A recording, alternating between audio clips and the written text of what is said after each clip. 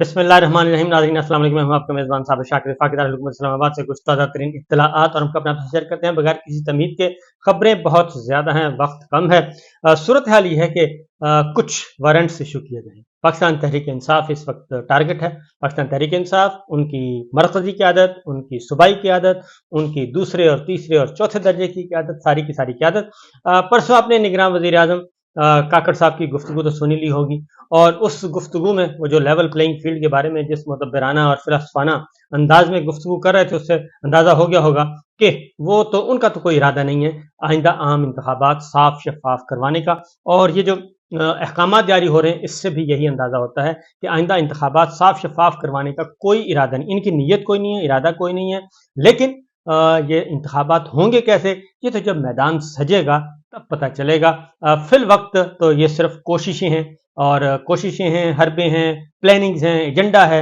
ये एजेंडा पाया तकमील को पहुंचेगा या नहीं, इसका वक्त आने पर फैसला किया जाएगा। वो बहुत ही इंपॉर्टेंट वक्त होगा, इसलिए मायूस होने की जरूरत नहीं है।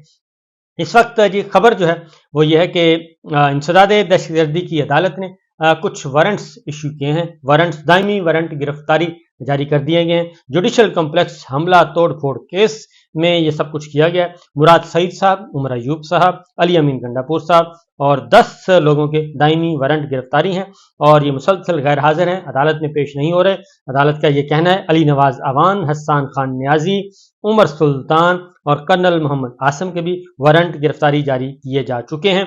ये इनके अलावा जो कुछ हो रहा है वो इससे अलग है, क्योंकि ये तो वो है जो रिकॉर्ड पे है, और रिकॉर्ड पे जो नहीं है वो इससे कहीं ज्यादा है। इसी तरीके से जो सबसे इंपॉर्टेंट स्टेप उठाया गया वो है जुल्फी बुखारी साहब के हवाले से।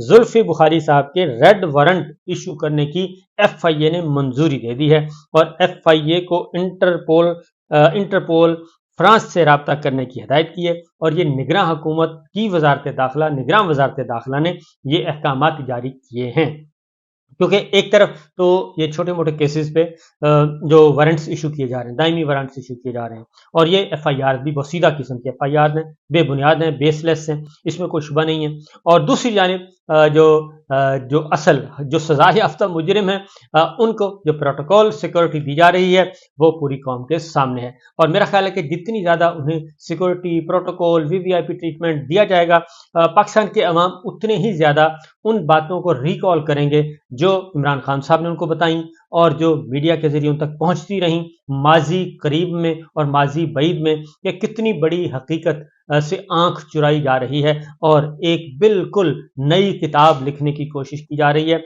पुरानी बोतल, नई बोतल में पुरानी शराब, और पुरानी बोतल में नई शराब डालने की जो कोशिश है ये कामयाब शायद ना हो। इसीलिए ये जितनी भी तस्वीरें हैं जो जो किया जा रहा है, ये बहुत सुदमंद साबित हो रही हैं, क्योंकि पाकिस्तान की जो नौजवान नस्ल है, बुजुर्ग हैं, बड़े हैं, वो सब देख रहे हैं कि किस तरीके से पाकिस्तान के साथ खिलवाड़ किया जाता रहा, और कभी कुछ और कभी कुछ हैं, कवाकिब कुछ नजर आते हैं कुछ। ये शोबेबाजी कब से कब तक चल रही है, और अभी भी चल रही है, लेकिन देखते जाइए आगे आगे होता है क्या। दूसरी जानिब खदीजा शाह, उनको गिरफ्तार है, वो उनको रिहा नहीं किया जा रहा, मुसलसल उनकी जमानतें हो रही हैं लेकिन उनको रिहा नहीं किया जा रहा। लाहौर हाई कोर्ट में IG पंजाब पुलिस और CCPO लाहौर के खिलाफ तौहीन अदालत की दरखास्त पर तहरीरी फैसला उन्होंने जारी कर दिया है जी। और क्योंकि ये इंपॉर्टेंट है, उसकी वजह यह है कि पाकिस्तान तहरीक इंसाफ के जितने लोग गिरफ्तार हैं उनको रिहा नहीं किया जा रहा। इवन सुप्रीम कोर्ट जो फौजी अदालतों में सिविलियंस का ट्रायल है वो गैर कानूनी करार दे चुकी है, लेकिन उन लोगों को भी हवाले नहीं किया गया अभी तक, बल्कि उनके खिलाफ सुप्रीम कोर्ट का जो फैसला आया है उस फैसले के खिलाफ अपील फाइल करने का फैसला किया गया है जी। उस पर अपील फाइल की जाएगी, और क्योंकि जो मेरा अपना ख्याल है कि वो अपील खारिज हो जाएगी। उसकी वजह यह है कि फौजी अदालतों में सिविलियंस के ट्रायल का कोई तस्वुर नहीं है दुनिया भर में किसी भी जगह, और अगर इस एक बार ये विंडो ओपन कर दिया गया, खोल दिया गया, तो मेरा ख्याल है कि फिर शायद ये जो हमारा पूरे का पूरा अदालती निज़ाम है, सिविल कोर्ट से लेके और ऊपर सुप्रीम कोर्ट तक, ये सारे का सारा ज़मीन बोस हो जाएगा, और ये कलदम करार पाएगा। उसकी वजह कि फिर फैसला ये अदालतें नहीं करेंगी, फिर फैसले वही अदालतें करेंगी, और ऐसा बिलअमूम वहाँ होता है जहाँ पे कोई कानून ना हो, कोई आइन ना हो, कोई अदालती निज़ाम ना हो, जहाँ कोई निज़ाम इंसाफ ना, जहाँ जमहूरियत ना हो। इवन अब तो बादशाहते हैं जहाँ पे, वहाँ पे भी ऐसा निज़ाम नहीं है। تو اب یہ کیا جا رہا ہے جی. تو بہرحال دیکھتے ہیں کیا ہوتا ہے. اسی طریقے سے خدیجہ شاہ کا میں آپ کو بتا رہا تھا. خدیجہ شاہ کے معاملے میں پولیس لاہور ہائی کورٹ کے جسٹس علی باقر نجوی صاحب نے تحریری حکم جاری کر دیا اور انہوں نے 27 اکتوبر کو توہین عدالت کی درخواست پر سی سی پی او لاہور کو پیش ہونے کا حکم دیا ہے اور سی سی پی او پیش ہو کر ضمانت کے باوجود خدیجہ شاہ کو کے ریمانڈ لینے پر مطمئن کریں. پولیس نے دانستہ لاہور ہائی کورٹ میں پیش کردہ رپورٹ میں جھوٹ بولا اور غلط بیانی کی، یہ وکیل درخواست گزار نے کہا اور اس پہ جی فیصلہ جاری کیا گیا. اب دیکھنا ہے کہ اس کی کوئی، ویسے تو ماضی قریب کے ابھی جو حال ہی میں جو کچھ ہو رہا ہے اس میں تو عدالتی فیصلوں کی نہ ہی پولیس، یہ تو سی سی پی او لاہور ہیں اور آئی جی کو کہا گیا ہے، ایس ایچ او نہیں مان رہا عدالتوں کے فیصلوں کو. ایس ایچ او اور اسسٹنٹ سپرنٹ جیل اور ڈپٹی سپرنٹ جیل وہ نہیں مان رہے، وہ ان کے عدالتوں کے کہنے پہ آتے ہی نہیں ہیں.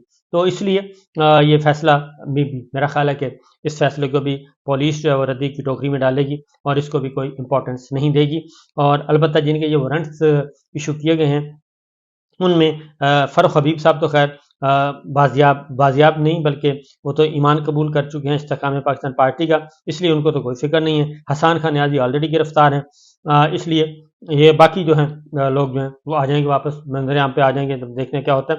پرویز الہی صاحب کو اٹھا کے پھر دوبارہ پنجاب حکومت کے حوالے کرنے کا ارادہ اور اس میں اینٹی کرپشن کے حوالے کیا جائے گا. اب رڈیالہ جیل سے ان کو لاہور لے جایا جا رہا ہے کیونکہ وہ مینج نہیں ہو پا رہے اور وہ مینج ہونے سے انکاری ہیں. اس کے ساتھ ساتھ ایک اور جو امپورٹنٹ کیس ہے جی وہ ہے عمران خان صاحب کی توشہ خانہ اور القادر ٹرسٹ میں ضمانتوں کا معاملہ تھا.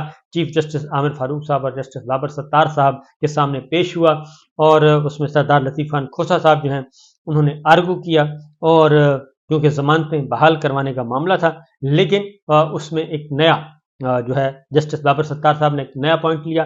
انہوں نے کہا جی کہ میں تو ان چیزوں کے ہوں ہی خلاف کہ اگر کوئی ملزم گرفتار ہے تو پھر ان کو انویسٹیگیٹ کرنا چاہیے. نیب سے انہوں نے پوچھا کہ بھی جب وہ گرفتار ہے عمران خان صاحب تو آپ نے انویسٹیگیٹ کیوں نہیں کیا جی؟ انہوں نے کہا جی نہیں ابھی نہیں کیا. تو جسٹس سردار لطیف خان کھوسہ صاحب نے کہا کہ ایک بینچ ہمیں یہ ریلیف دے چکا ہے. تو جسٹس بابر ستار صاحب نے کہا کہ جی میں تو یہ کام نہیں کر سکتا، تو لہٰذا میں اس کے بینچ سے الگ ہو رہا ہوں اور لہٰذا وہ بینچ سے ہو گئے الگ. اور عمران خان صاحب کی درخواست ضمانت جو ہے القادر ٹرسٹ اور توشہ خانہ میں وہ معاملہ اب لٹک گیا. اس کی وجہ ہے کہ چیف جسٹس عامر فاروق صاحب نے کہا کہ جی اب دوسرے جو جج ہیں وہ ہیں جہانگیری صاحب، تو جہانگیری صاحب بھی چھٹی پر ہیں تو لہٰذا وہ آئیں گے نومبر میں، تو جب نومبر میں آئیں گے تو بھی ہم آپ کا کیس سن سکیں گے. لہٰذا عمران خان صاحب کو ٹرک کی بتی کے پیچھے لگا دیا گیا ہے اور ٹرک کی بریکیں بھی نہیں ہیں، پتہ نہیں کہاں جا کے وہ ٹکرائے گا. تو صورتحال اس وقت یہ ہے. اور باہر آ کے جو سردار لطیف خان کھوسہ اعتزاز احسن صاحب نے گفتگو کی، انہوں نے بڑا ہی ویلڈ پوائنٹس اٹھائے. انہوں نے کہا کہ ایک طرف تو ہماری جو عمران خان صاحب کی سائفر میں ضمانتوں کا معاملہ ہے اور دیگر وہ ایک مہینے سے ڈیڑھ مہینے سے پینڈنگ پڑی ہیں اور ان کی فیصلے محفوظ کر کے رکھے ہوئے ہیں، جبکہ دوسری جانب ایک سزا یافتہ مجرم کو نہ صرف ان کو ریلیف دیا جا رہا ہے بلکہ ان کو آؤٹ آف دا وے جا کے غیر قانونی طور پہ ان کو انٹرٹین کیا جا رہا ہے اور ان کے فیصلے بھی ایڈوانس میں جاری کیے جا رہے ہیں اور ان کا کوئی فیصلہ پینڈنگ نہیں رکھا جا رہا. اور اس لیے چودھری شہزاد صاحب بھی اور انہوں نے بھی یہ بات کی. پھر ایک اور ہوا جی امپورٹنٹ بات ہوئی ہے، وہ سب سے میرا خیال ہے کہ بڑا اس وقت کا سٹیپ ہے اور وہ ہے ایک اور پیٹیشن چودھری اعتزاز احسن صاحب نے فائل کی ہے. پہلے بھی وہ ایک کیس ون کر چکے ہیں جی اور وہ ہے ملٹری کورٹس میں فوجی عدالتوں میں سیولینس کا ٹرائل، وہ کیس جیت چکے ہیں وہ.